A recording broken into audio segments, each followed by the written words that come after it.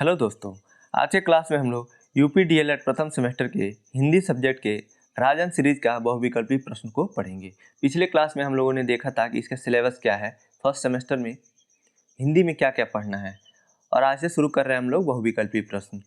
और इसके बाद हम लोग अति लघु उत्तरीय पढ़ेंगे, फिर लघु उत्तरीय प्रश्न को पढ़ेंगे। तो आइए शुरू करते हैं। पहला प्रश्न है बहुविकल्पी प्रश्न का, मूल स्वर है। मूल स्वर किसे कहते हैं? तो देखिए जो ऑप्शन है आ, ई और कैपिटल ऊ मतलब बड़ा ऊ, ब है अ, इ, उ, री, और देखिए और द है ए, ऐ, ओ, अ। ये तो संयुक्त स्वर कहे जाते हैं स, तो ये नहीं होगा। इसका जो ब है और द है अंग अ, तो ये भी नहीं होगा। ब है अ, इ, उ, री। यहाँ पे मूल स्वर हर्ष स्वर को कहा जाता है, जिनके टुकड़े नहीं किए जा सकते हैं। और देखिए अ में है आ को टुकड़ा किया जाता है, अ धन अ मिलता है, आ होता है। और जो स है ये तो संयुक्त स्वर कहलाते हैं, और अंग अ तो ये स्वर कहलाते ही नहीं है। तो इसका जो सही उत्तर होगा ब होगा। अगला प्रश्न है दूसरा, किन वर्णों को अर्ध स्वर कहा जाता है? तो ऑप्शन है य और व, यही सही उत्तर हो जाएगा। य और व को अब बस ऐसे सिंपली याद रखेंगे कि य और व को अर्ध स्वर कहा जाता है। बाकी तो ये जो देखिए ऑप्शन ब में, स में और ड में है, ये तो किसी के स्वर नहीं है, तो सब व्यंजन दिया हुआ है। ये ऑप्शन स अ सही उत्तर है। ये प्रश्न 2023 में पूछा हुआ था। तीसरा प्रश्न है, निम्न अक्षर में महाप्राण है। तो महाप्राण किसे कहते हैं? जो 5 वर्ग होते हैं, क वर्ग, च वर्ग, ट वर्ग, त वर्ग और प वर्ग, इसी के जो दूसरे और चौथे वर्ण होते हैं उसी को महाप्राण कहा जाता है। अल्प प्राण पहले, तीसरे और पांचवें वर्ण को, और महाप्राण दूसरे और चौथे वर्ण को। तो देखिए इसमें कौन सा दूसरा और चौथा वर्ण है? क है, तो क वर्ग का ये पहला वर्ण है, तो ये नहीं होगा। च है, ऑप्शन ब है च, ये भी च वर्ग का पहला है, ये भी ऑप्शन में ये सही उत्तर नहीं होगा।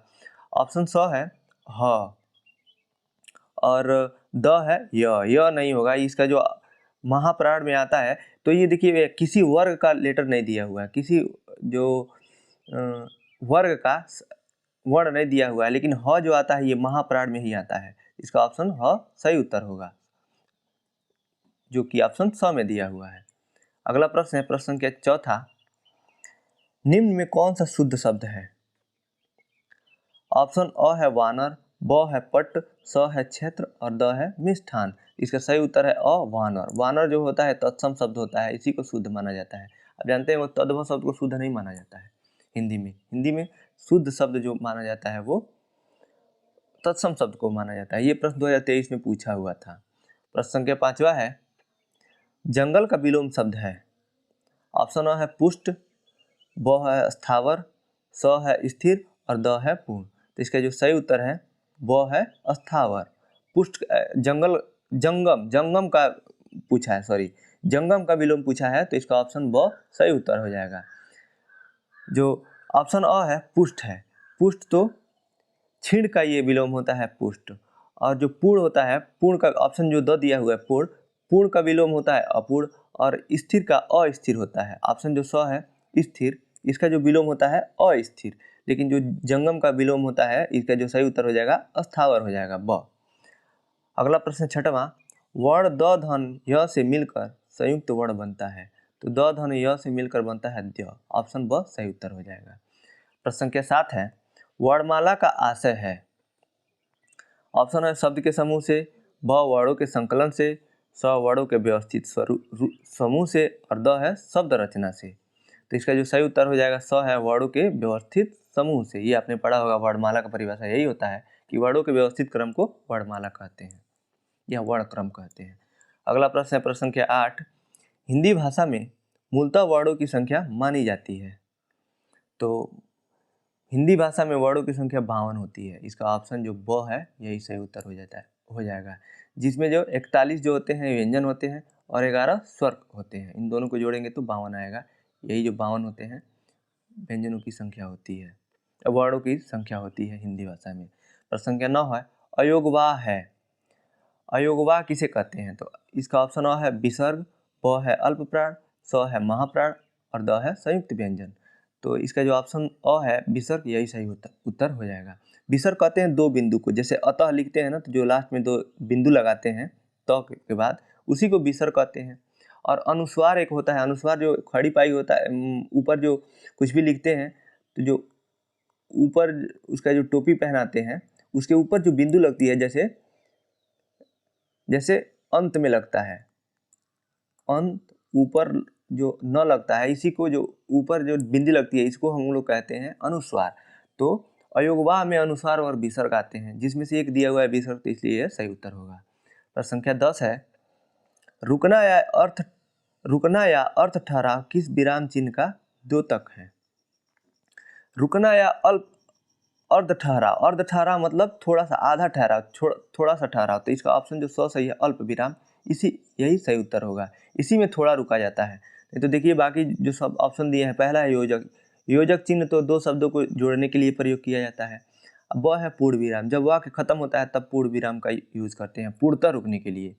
और द है विस्मयादि बोधक का, तो विस्मयादि बोधक जो किसी भी भावना को व्यक्त करने के लिए, घृणा, प्रेम, आश्चर्य को व्यक्त करने के लिए विस्मयादि चिन्ह का प्रयोग किया जाता है। तो इसका जो ऑप्शन है थोड़ा रुकने के लिए यही यूज होता है, यही सही उत्तर हो जाएगा। अगला प्रश्न है प्रश्न संख्या 11, हर्ष, शोक, दुख तथा घृणा आदि द्योतक शब्दों के पश्चात कौन सा चिन्ह लगता है?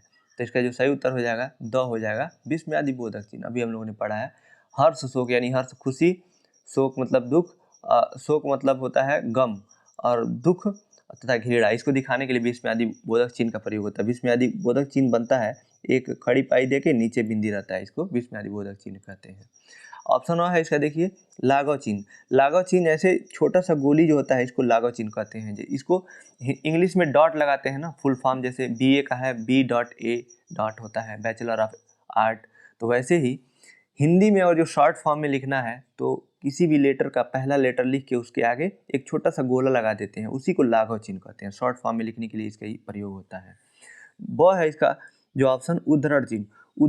उद्धरण चिन्ह में, उद्धरण चिन्ह किसी भी वक्ता का कही हुई बात को डबल इन्वर्टेड कामा में लिखते हैं, उसके ज्यों का त्यों उसका बात लिखते हैं, वहाँ उद्धरण, उसी को उद्धरण चिन्ह कहते हैं। उद्धरण चिन्ह किसी के बात को सेम वैसे ही रख देने के लिए प्रयोग किया जाता है। और है निर्देशन चिन्ह। निर्देशन चिन्ह जो होता है मुख्यतः उदाहरण के पहले प्रयोग किया जाता है, जैसे उदाहरण आप लिख रहे हैं उसके आगे ऐसे बड़ा सा डैश देते हैं, इसी को उद्धरण चिन्ह कहते हैं। अगला है प्रश्न संख्या 12, शब्द को संक्षिप्त लिखने में अपनाया जाता है। ऑप्शन है पूर्ण विराम, ब है उद्धरण चिन्ह, स है अपूर्ण विराम और द है लाघव चिन्ह। तो अभी हम लोगों ने पढ़ा है लाघव चिन्ह, इसका जो सही आंसर है वो द है लाघव चिन्ह। लाघव चिन्ह संक्षिप्त रूप लिखने के लिए प्रयोग किया जाता है। अगला प्रश्न है 13, शब्द से अर्थ को स्पष्ट करने के लिए अपनाया जाता है। ऑप्शन है लाघव चिन्ह। लाघव चिन्ह तो संक्षिप्त के लिए प्रयोग किया जाता है, ये उत्तर नहीं होगा। ब है पूर्ण विराम का चिन्ह, ये भी नहीं होगा। और स है कोष्टक का चिन्ह, यही जो सही उत्तर हो जाएगा कोष्टक का चिन्ह। शब्द के अर्थ को स्पष्ट करने के लिए, जब आप किसी भी शब्द के कोई सेंटेंस लिख रहे हैं, उसका कोई आप अर्थ लिखना चाह रहे हैं तो ब्रैकेट दे के लिख दिया जाता है, कोष्टक दे के उसका अर्थ लिख दिया जाता है ऐसे, तो ये उसी से संबंधित है। तो इसका ऑप्शन सही उत्तर हो जाएगा। द है अपूर्ण विराम का चिन्ह, ये भी नहीं होगा। अगला प्रश्न है प्रश्न संख्या 14, प्रश्न सूचक विराम का चिन्ह है।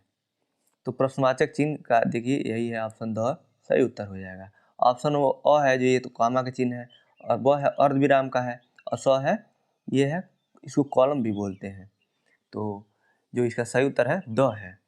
अगला प्रश्न है प्रश्न संख्या 15, निम्न में कौन सी ध्वनि अंतस्थ नहीं है? तो अंतस्थ ध्वनियों को कहते हैं य, र, ल, व। य, र, ल, व देखिए ऑप्शन स, द और ब में दिया हुआ है। इसका सही उत्तर है ब, यही अंतस्थ नहीं है। प्रश्न संख्या 16 है, पाठ्य वस्तु विश्लेषण होता है। ऑप्शन है एक कहानी का, ब एक कविता का, स एक निबंध का और द है एक कलांश की शैक्षिक सामग्री का। तो इसका जो सही उत्तर है द है एक कलांश की शैक्षिक सामग्री का। इसका हम लोग विश्लेषण करते हैं। अगला प्रश्न है प्रश्न संख्या 17, आनंद का विलोम है। ऑप्शन है विष, ब है विषाद, स है अवनी और द है अर्पण। इसका जो सही उत्तर हो जाएगा ब हो जाएगा विषाद। विषाद मतलब होता है दुख, दुख या कष्ट। तो विषाद जो होगा इसका विलोम हो जाएगा, क्योंकि आनंद का मतलब होता है खुशी, तो इसका विलोम विषाद हो जाएगा। जो और बाकी सबके अर्थ देख लेते हैं। अगर आप अर्थ जानते हुए इसको पढ़ेंगे तो आप वो जो स्मृति होगी वो लंबे समय तक रहेगी, आप लंबे समय तक याद रख सकते हैं। अगर आप ऐसे केवल देखते जा रहे हैं प्रश्न का आंसर, तो वो तो एक रटने टाइप हो जाएगा, कुछ समय के लिए याद रहेगा फिर भूल जाएगा। जो ऑप्शन अ है विष होता है, विष मतलब होता है जहर, तो इसका जो विलोम होगा अमृत होगा। और जो ऑप्शन स है अवनी, ये अंबर का विलोम है, अंबर मतलब होता है आकाश, तो अंबर अवनी ये उसका विलोम हो जाएगा। अर्पण है, अर्पण का विलोम होगा ग्रहण करना, अर्पण और ग्रहण ये इसका विलोम हो जाएगा। इन सबको भी याद रखेंगे, क्या पता अगले में इसका विलोम किसी में से पूछ ले। ये प्रश्न 2018 में पूछा हुआ था। अगला प्रश्न है प्रश्न संख्या 18, विरोध शब्द का विलोम है। ऑप्शन है सहमत, ब है सहायता, स है समर्थन और द है अनुरोध। तो विरोध का जो विलोम होगा वो समर्थन होगा, ऑप्शन स सही उत्तर हो जाएगा। विरोध मतलब हो जाएगा किसी का विरोध करना, असहमति दिखाना, तो इसका जो सही उत्तर होगा स होगा समर्थन दिखाना, यानी समर्थन। इसका जो अगला और बाकी सब जो ऑप्शंस हैं ब है, इसका अ जो ऑप्शन है सहमत, सहमत का विलोम होता है असहमत, और सहायता का विलोम होता है ऑप्शन जो ब में दिया है बाधा, और द है अनुरोध, अनुरोध का विलोम होता है विरोध। ये भी आप याद रखेंगे। अगला प्रश्न है प्रश्न संख्या 19, स स स ह व्यंजन कहलाते हैं। तो स स स ह व्यंजन क्या कहलाते हैं? ऑप्शन है उष्म, ब है अंतस्थ, स है संयुक्त और द है द्विगुण। तो इसका जो सही आंसर है अ है, उष्म व्यंजन कहलाते हैं स स स और ह। जो इसमें जो ऑप्शन ब है अंतस्थ, अंतस्थ व्यंजन उनको कहते हैं य व र ल को अंतस्थ व्यंजन कहते हैं। ऑप्शन स है संयुक्त, संयुक्त व्यंजन कहते हैं छ त्र ज्ञ और स्र को, जो दो शब्दों से मिलकर, दो व्यंजनों या स्वर से मिलकर बना है उसको संयुक्त स्वर कहते हैं। और द्विगुण कहते हैं, द्विगुण व्यंजन ड और ढ को शायद कहते हैं। आप इसको देख लीजिएगा, द्विगुण को, द्विगुण वैसे ड और ढ को ही कहते हैं। ऑप्शन जो अगला प्रश्न है प्रश्न संख्या 20, अहि शब्द का अर्थ है। ऑप्शन अ है सर्प, ब है शार्दुल, स है नृप और द है भौरा। तो इसका जो सही उत्तर हो जाएगा अ है सर्प। अहि का मतलब होता है सर्प यानी सांप। शार्दुल का अर्थ होता है, ब जो ऑप्शन में दिया हुआ है, शार्दुल का अर्थ होता है शेर या सिंह, और नृप का अर्थ होता है, नृप का अर्थ होता है राजा, और भौरा का अर्थ होता है, भौरा एक काला पतंगा होता है जो फूलों का रस चूसता है। साथ साथ इन सब का अर्थ भी आप ध्यान में रखेंगे। अगला प्रश्न है प्रश्न संख्या 21, अस्थावर का विलोम शब्द है। अभी पहले जंगम पूछा था, जंगम का अस्थावर हुआ है तो अस्थावर का विलोम जंगम ही तो होगा। इसका ऑप्शन बहुत सही उत्तर हो जाएगा। बाकी जो इसका ऑप्शन है उसका भी विलोम देख लीजिए आप। पहला ऑप्शन है सचल, सचल का विलोम होता है चलता हुआ या चंचल। जैसे सचल नेत्र होते हैं ना, नेत्र होता है, चंचल नेत्र होता है, उसी को सचल उसको सचल कहते हैं, नेत्र को, यानी चंचल होता है इसका अर्थ। तो ऑप्शन ब है चेतन, चेतन का अर्थ होता है आत्मा या जीव, और चंचल का अर्थ, चंचल का तो आप अर्थ जानते ही हैं, चंचल का अर्थ वही होता है, चंचल मतलब चलता हुआ। अगला प्रश्न है प्रश्न संख्या 22, निम्नलिखित में शुद्ध शब्द हैं। शुद्ध शब्द आप कुमुदनी कैसे लिखा जाता है आप देखिए, इसमें क में छोटा उ का मात्रा, ऑप्शन अ में म में छोटा उ का मात्रा, द और नी कुमुदनी, ये सही नहीं उत्तर है। इसका जो सही आंसर है ब है, क में छोटा उ का मात्रा, म में छोटा उ का मात्रा, और द में छोटी का मात्रा और न में बड़ी का मात्रा, कुमुदिनी, यही सही शुद्ध शब्द है, बाकी सब गलत है। प्रश्न संख्या 23 है, शुद्ध वर्तनी वाला शब्द है। तो शुद्ध वर्तनी वाला शब्द देखिए, श्रृंगार कैसा लिखा जाता है, ऑप्शन ब इसका सही उत्तर है। जो स्र में ऐसे स्र लिखा जाता है, ये नीचे नहीं रहता है, नीचे ना रह के ये ऐसे रहता है, तो इसमें केवल दिया है स्व में, इसलिए इसका सही उत्तर स हो जाएगा। अगला प्रश्न है प्रश्न संख्या 24, भाषा संसार का नादमय चित्र है, यह कथन किसका है? ऑप्शन अ है श्याम सुंदर दास, ब है रामचंद्र वर्मा, स है सुमित्रा नंदन पंत और द है बाबू राम सक्सेना। तो इसका जो सही उत्तर है स है सुमित्रा नंदन पंत, सुमित्रा नंदन पंत का ये वाक्य है। भाषा संसार का नादमय चित्र है। अगला प्रश्न है प्रश्न संख्या 25। देवनागरी लिपि की विशेषता से संबंधित नहीं है। ऑप्शन अ है जो बोला जाता है वही लिखा जाता है। ब है एक वर्ण से दूसरे वर्ण का भ्रम नहीं होता है। स है शिरारेख का प्रयोग अनावश्यक केवल अलंकरण के लिए। और द है एक वर्ण संकेत से अनिवार्यतः एक ही ध्वनि व्यक्त होती है। तो देवनागरी लिपि का जो विशेषता नहीं है ये बाकी तीन है, अ ब और द है। जो स है यही नहीं है। शिरारेख का प्रयोग अनावश्यक केवल अलंकरण के लिए किया जाता है, ऐसा नहीं है। प्रश्न संख्या 26 है भाषा की सबसे छोटी इकाई है। ऑप्शन है व्यंजन। व्यंजन तो किसी न किसी स्वर के प्रयोग मतलब यूज करके बनता है, तो ये तो छोटी इकाई नहीं हो सकता है। वह है शब्द, ये भी नहीं हो सकता है दो या दो से अधिक वर्णों से मिलकर बना हुआ वर्ण या अक्षरों के समूह को शब्द कहते हैं, ये भी नहीं होगा। द है वर्ण, वो वर्ण, और स है स्वर। तो सबसे छोटी इकाई स्वर भी नहीं होता है। स्वर भी दो स्वरों के योग से बन सकता है। जैसे आ है, आ अ धन अ मिल के बना होता है, तो छोटी इकाई नहीं हो सकता है। जो वर्ण है ऑप्शन द, जो वर्ण है यही सबसे छोटी इकाई है। अगला प्रश्न है प्रश्न संख्या 27। अनुग्रह शब्द का विलोम है। अनुग्रह शब्द का विलोम है। ऑप्शन अ है आग्रह, ब है संग्रह, स है ग्रहण और द है विग्रह। तो अनुग्रह का विलोम होता है विग्रह। अनुग्रह का मत अर्थ होता है कृपा, और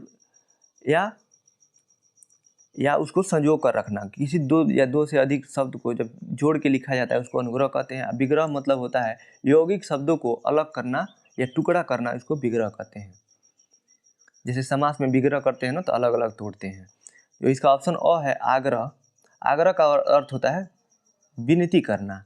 जो इसका ऑप्शन ब है संग्रह। संग्रह का अर्थ होता है एकत्र करना या इकट्ठा करना। ऑप्शन स है ग्रहण करना। ग्रहण करना का अर्थ होता है एक्सेप्ट करना। अगला प्रश्न है प्रश्न संख्या 28। अब्ज शब्द का अर्थ है। अब्ज शब्द का ऑप्शन अ है शंख, ब है कमल, स है कपूर और द है उपयुक्त सभी। तो अब्ज शब्द का अर्थ होता है कमल। अब्ज मतलब कमल होता है। तो ये जो शंख मतलब भी कमल होता है, और स मतलब भी, स जो है दिया है कपूर, इसका भी अर्थ होता है कमल। तो इसका जो ऑप्शन द है उपयुक्त सभी, यही सही उत्तर हो जाएगा।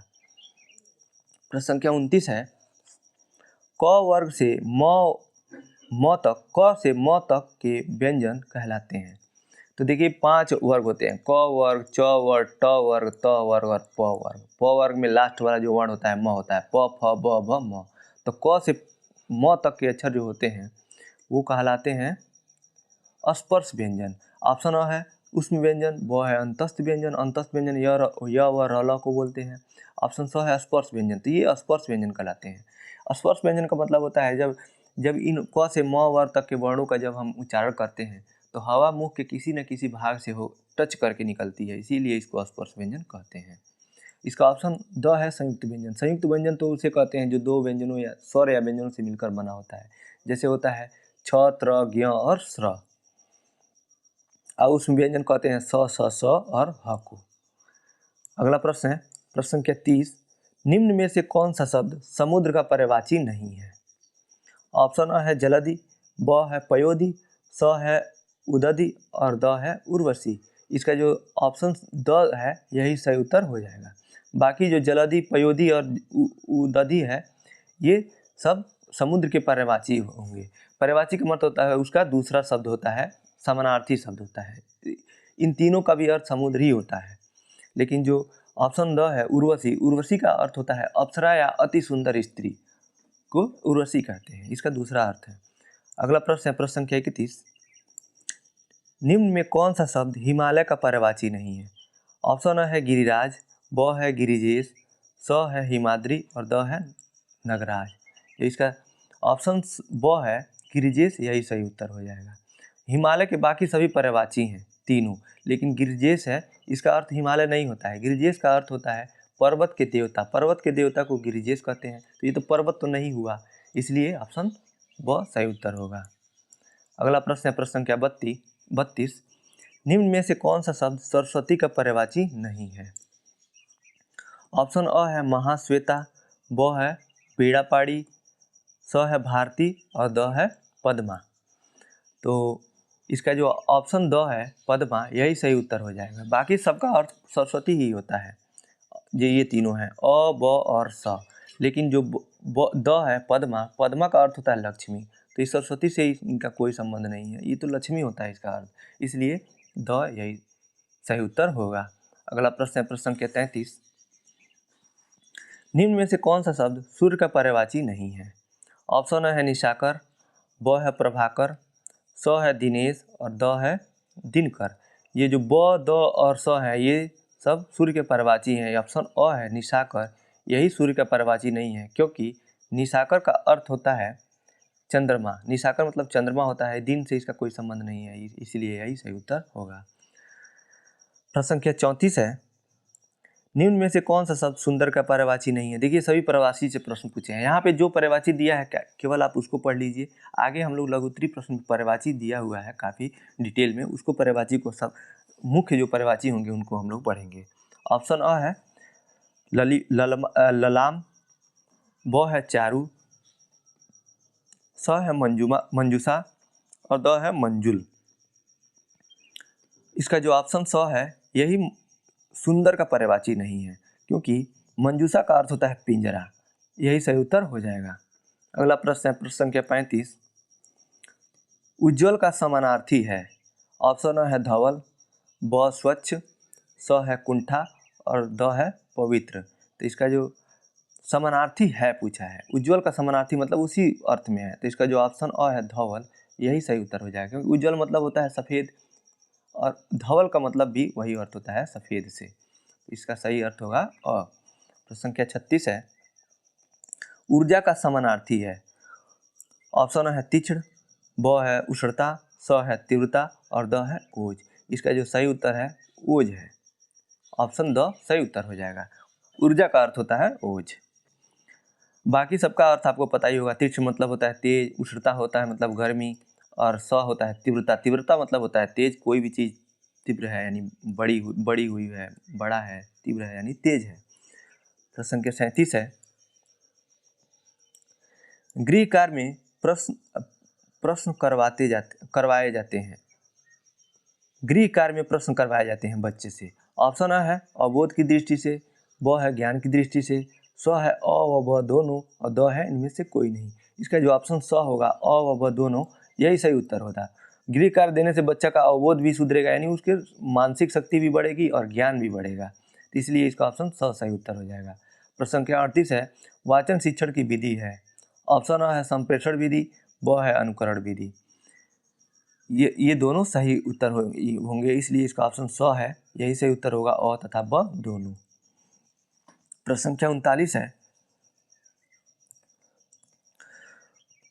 मौन वाचन शिक्षण का उद्देश्य है? ऑप्शन अ है मनन शक्ति का विकास, ब है तार्किक योग्यता का विकास और स है अ तथा ब दोनों।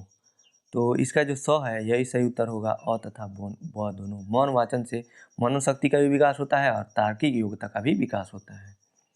अगला प्रश्न है प्रश्न संख्या 40। लेखन शिक्षण की प्रमुख विधि है? ऑप्शन अ है बोलने का कौशल, ब है लिखने का कौशल, स है पढ़ने का कौशल और द है उपयुक्त सभी। तो लेखन देखिए नाम से यह स्पष्ट है, लेखन शिक्षण, लेखन का अर्थ होता है लिखना, तो लिखने से संबंधित, इसका ऑप्शन ब सही उत्तर हो जाएगा। प्रश्न संख्या 41 है। वाचन शिक्षण का उद्देश्य है? ऑप्शन अ है बोलने के कौशल, ब है पढ़ने के कौशल और स है अ तथा ब दोनों और द है इनमें से कोई नहीं। इसका जो ऑप्शन स होगा अ व ब दोनों, यही सही उत्तर हो जाएगा। वाचन में बोलना ही तो आएगा, तो बोलने के कौशल और पढ़ेंगे इसमें भी तो बोलना ही पड़ता है, तो इसलिए इसका ऑप्शन दोनों सही हो जाएगा, अ तथा ब दोनों। और संख्या 42 है। य र ल व व्यंजन कहलाते हैं? तो य र ल व्यंजन क्या कहलाते हैं? अंतस्थ व्यंजन कहलाते हैं, इसलिए इसका ऑप्शन जो ब है यही सही उत्तर है। ऑप्शन अ है उष्म व्यंजन। उष्म व्यंजन स, श और स, ह उष्म व्यंजन कहलाते हैं। संयुक्त अक्षर कहलाते हैं छ, त्र, ज्ञ, स्र। द्विगुण कहलाते हैं ड और ढ। अगला प्रश्न है प्रश्न संख्या 43। द्विज शब्द का अर्थ है? ऑप्शन अ है ब्राह्मण, ब है दांत, स है पक्षी और द है इनमें से सभी। तो द्विज का अर्थ होता है तीनों होता है, ब्राह्मण, पक्षी और दांत, इसलिए इसका ऑप्शन द है, इनमें से सभी, यही सही उत्तर हो जाएगा। ये प्रश्न 2018 में पूछा हुआ था। प्रश्न की 44 है, लिपि विकास का प्रथम सोपान है। ऑप्शन है चित्रलिपि, ब है वर्ण लिपि, स है अक्षर लिपि और द है इनमें से कोई नहीं। तो इसका जो सही उत्तर है अ है चित्रलिपि, यही सही उत्तर हो जाएगा। देखिए यहाँ पे ऑप्शन द सही उत्तर दिया हुआ है, इनमें से कोई नहीं, लेकिन ऐसा नहीं है, ये गलत दिया हुआ है। राजन सीरीज में बहुत गलत देता है। ये जो लिपि विकास का है, जो 4 चरण होते हैं, पहला होता है चित्रलिपि, दूसरा होता है सूत्रलिपि, तीसरा होता है प्रतीकात्मक लिपि और चौथा होता है भावमूलक लिपि। तो जो इसका जो प्रथम सोपान पूछा है तो चित्रलिपि यह सही उत्तर होगा। अगला प्रश्न है प्रश्न संख्या 45, दिन का विलोम है, तो दिन का विलोम रात होता है, इसका ऑप्शन और सही उत्तर हो जाएगा। समय, शाम, स्थिर, ये सब तो नहीं होगा। प्रश्न संख्या 46 है, आनंद का पर्यायवाची है, यानी आनंद का समानार्थी शब्द को ही पर्यायवाची कहते हैं, उसी से संबंधित होता है सेम वर्ड में। तो ऑप्शन है स्प्रिया, ब है सहकार, स है प्रमोद और द है प्रमाद। इसका जो सही उत्तर हो जाएगा आनंद का प्रमोद होता है, प्रमोद का मतलब होता है आनंद, इसलिए इसका सही उत्तर हो जाएगा स। बाकी सबके भी आंसर आप देख लीजिए कि अर्थ देख लीजिए कि किसका मतलब क्या होता है, कि क्या पता अगले में पूछ दे। स्प्रिया का अर्थ होता है इच्छा या कामना, ऑप्शन जो अ दिया हुआ है। सहकार जो ब दिया है, इसका ऑप्शन होता है साथ काम करना। और प्रमाद जो होता है द दिया है, इसका जो अर्थ होता है नशा, नशा, इसको प्रमाद कहते हैं। अगला प्रश्न है प्रश्न के 47, इंद्र का पर्यायवाची है। ऑप्शन है महेश, ब है पुरंदर, स है देवासुर और द है महिषुर। इसका जो सही उत्तर है ब है पुरंदर। इंद्र का अर्थ होता है शिव या ईश्वर, तो पुरंदर का भी अर्थ होता है शिव या ईश्वर। और इंद्र का अर्थ होता है वर्षा का देवता, तो पुरंदर का भी वही अर्थ होगा क्योंकि उसका पर्यायवाची है। और जो ऑप्शन इसका ब दिया है, अ दिया है महेश, महेश का अर्थ होता है शिव या ईश्वर। देवासुर का अर्थ होता है ईश्वर का योद्धा और महिषुर का अर्थ होता है ब्राह्मण। इसका प्रश्न संख्या 48 है, तरंग का पर्यायवाची है। ऑप्शन अ है काया, ब है छिड़, स है प्रतिकृति और द है उर्मी। तो इसका जो सही उत्तर है द, तरंग मतलब होता है उर्मी, इसका जो सही उत्तर है द सही उत्तर हो जाएगा। तो जो प्रतिकृति होता है, काया का मतलब तो आप जानते ही हैं, काया का मतलब अर्थ होता है शरीर, छिड़ का मतलब होता है दुर्बल या कमजोर। जो स दिया है प्रतिकृति, प्रतिकृति का अर्थ होता है प्रतिमा। प्रश्न संख्या 49 है, दास का पर्यायवाची है। ऑप्शन अ है सेवक, ब है किन्नर, स है नायक और द है साथी। साथी का मतलब होता है दोस्त, नायक का मतलब होता है नर नायक, जो मेल में नायक होता है, अभिनेता को भी नायक कहते हैं। किसी का नाट्य मंचन का जो मुख्य पात्र होता है उसको नायक कहते हैं। लेकिन जो सेवक होता है इसी को दास कहा जाता है, नौकर को दास कहते हैं। इसका ऑप्शन अ सही उत्तर है। प्रश्न संख्या 50 है, विभावरी का पर्यायवाची है। विभावरी का अर्थ होता है रात, तो रात से संबंधित किसका है, छड़दा। ऑप्शन जो द है छड़दा का मतलब होता है रात, यही सही उत्तर हो जाएगा। ऑप्शन अ दिया है तपसा, तपसा का अर्थ होता है तपस्या। चंद्रिका का अर्थ होता है चांदनी और तरड़ी का अर्थ होता है किरण। ये तीनों आंसर नहीं होंगे, लेकिन द सही उत्तर होगा। अगला प्रश्न है प्रश्न के 51, निम्न में से एक अग्नि का पर्यायवाची नहीं है। जो नहीं है उसको बताना है, यानी जो गलत उत्तर है वही सही उत्तर होगा। तो ऑप्शन है पावक, पावक मतलब होता है अग्नि, ये नहीं उत्तर होगा। स है वैश्वानार, वैश्वानार का मतलब होता है अग्नि, ये भी सही उत्तर नहीं होगा। द है कृषाणु, कृषाणु का अर्थ भी अग्नि होता है, ये भी सही उत्तर नहीं होता है। लेकिन जो ऑप्शन ब है अनिल, अनिल का अर्थ होता है वायु, यही सही उत्तर हो जाएगा, ये अग्नि का पर्यायवाची नहीं है। अगला प्रश्न है प्रश्न संख्या 52, कतिपय का समानार्थी है। ऑप्शन अ है शायद, ब है अनेक, स है कुछ और द है थोड़ा। इसका जो सही उत्तर हो जाएगा स कुछ, यही सही आंसर होगा। कतिपय मतलब होता है कुछ। अगला प्रश्न है प्रश्न के 53, अर्धविराम होता है। ऑप्शन है विस्मय का द्योतक, विस्मय का द्योतक होता है विस्मयादि बोधक चिन्ह, ये नहीं होगा। ब है प्रश्न का द्योतक, प्रश्न का द्योतक प्रश्नवाचक चिन्ह होता है, ये भी नहीं होगा। स है पूर्ण विराम से कम और द है अवतरण का द्योतक, अवतरण का द्योतक होता है अवतरण चिन्ह, जो इसका ऑप्शन स है पूर्ण विराम से कम जो होता है वो अर्ध विराम होता है, यही सही उत्तर हो जाएगा। अगला प्रश्न है प्रश्न संख्या 52। विराम का शाब्दिक अर्थ होता है। ऑप्शन है थकान, ब है व्यायाम, स है आराम और द है ठहराव।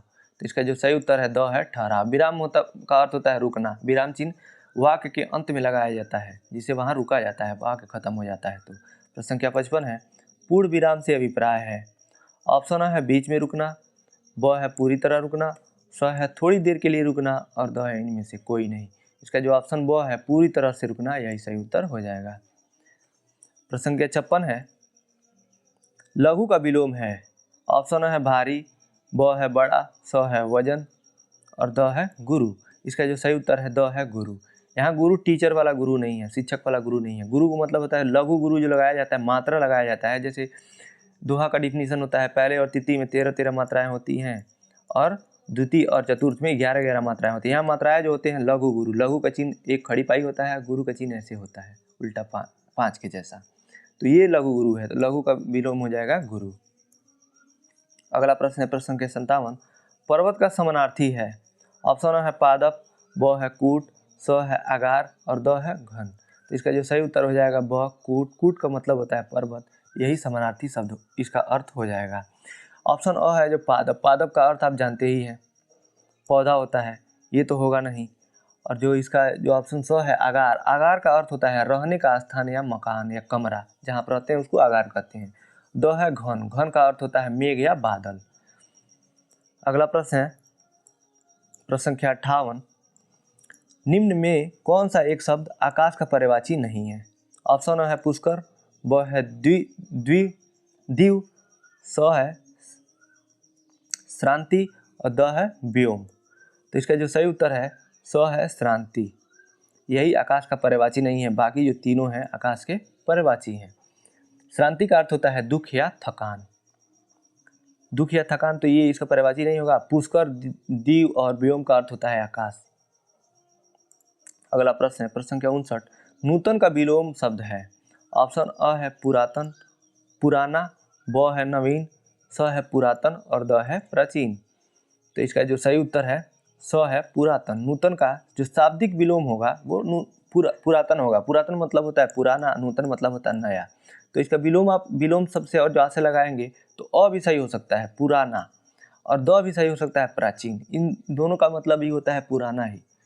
लेकिन जो शाब्दिक अर्थ है जो नूतन दिया है, इसका जो शब्द के अनुसार जो एग्जैक्ट जो विलोम होगा वो होगा स पुरातन, इसलिए ऑप्शन स सही उत्तर होगा। अगला प्रश्न है प्रश्न संख्या 60। य वर्ण है, तो य व र ल व किस में आते हैं? अंत य व र ल, तो इसका जो ऑप्शन ब है अंतस्थ व्यंजन में आते हैं। हम लोग कई बार पढ़ चुके कि अंतस्थ में आते हैं। उच्छिप्त वर्ण है, देखिए उच्छिप्त वर्ण ऑप्शन अ दिया है उच्छिप्त, स दिया है संयुक्त और द है उष्म, तो ये तीनों नहीं होंगे और ब सही उत्तर होगा। प्रश्न संख्या 61 है। भाषा शिक्षण के अंतर्गत सुलेख से तात्पर्य है। ऑप्शन अ है सुंदर लेखन, ब है शीघ्र लेखन, स है देख कर लिखना और द है सुलेख शब्द लिखना। इसका ऑप्शन अ है सुंदर लिखना। ना ये शब्द से ही स्पष्ट है, सुलेख, सुलेख मतलब सुंदर लेख, यानी ऑप्शन अ सही उत्तर है। अगला प्रश्न है 62। अंतस्थ व्यंजन की संख्या है, तो अंतस्थ व्यंजन कहते हैं य व र ल को, ये 4 है, इसलिए इसका ऑप्शन स सही उत्तर होगा। अगला प्रश्न है प्रश्न के 63। स्पर्श व्यंजनों की संख्या है, तो स्पर्श व्यंजन अभी ऊपर हम लोग पढ़े हैं पहले कि क से म तक के वर्ण स्पर्श व्यंजन कहलाते हैं, जिसमें 5 वर्ण आते हैं, क वर्ग, च वर्ग, ट वर्ग, त वर्ग और प वर्ग। अब प्रत्येक वर्ग में 5 वर्ण होते हैं, जैसे क ख ग घ अंग, वैसे च छ च झ इया, ऐसे 5 × 5 = 25 हो जाएगा, इसलिए इसका ऑप्शन ब सही उत्तर है 25। स्पर्श व्यंजनों की संख्या 25 होती है। अगला प्रश्न है प्रश्न के 64। निम्न में से कौन सा महाप्राण नहीं है? तो महाप्राण हम लोगों ने पढ़ा कि जो वर्ग होते हैं 5, क वर्ग, च त और प वर्ग, इसमें जो दूसरा और चौथा वर्ण होता है ये महाप्राण कहलाते हैं। तो ऑप्शन अ है, देखिए क, ये तो पहला वर्ण है क वर्ग का, ये नहीं होगा, नहीं है पूछा है ना, महाप्राण नहीं है, तो जो नहीं होगा ना तो वही सही आंसर होगा, यही सही उत्तर हो जाएगा। देखिए यहाँ पे ये देखिए प्रश्न गलत दिया हुआ है, ऑप्शन ब में दिया है प्रश्न पूछा है महाप्राण नहीं है, ऑप्शन ब में दिया है प, तो प भी तो पहला ही वर्ड है, प वर्ग का पहला वर्ड प होता है। और ट ठ ये तो स जो है ये महाप्राण है, द है प फ ये भी दूसरा वर्ड है प वर्ग का, ये भी नहीं होगा। लेकिन जो ऑप्शन पहला और दूसरा है अ और ब, ये दोनों में कोई सही उत्तर हो सकता है। जब आपको क्वेश्चन में एग्जाम में पूछेगा तो कोई एक ही देगा, ये दोनों सही उत्तर होगा। यहाँ गलत प्रश्न ही गलत दिया हुआ है, या प्रश्न सही दिया है तो ऑप्शन गलत दिया हुआ है, कोई एक ही देना चाहिए।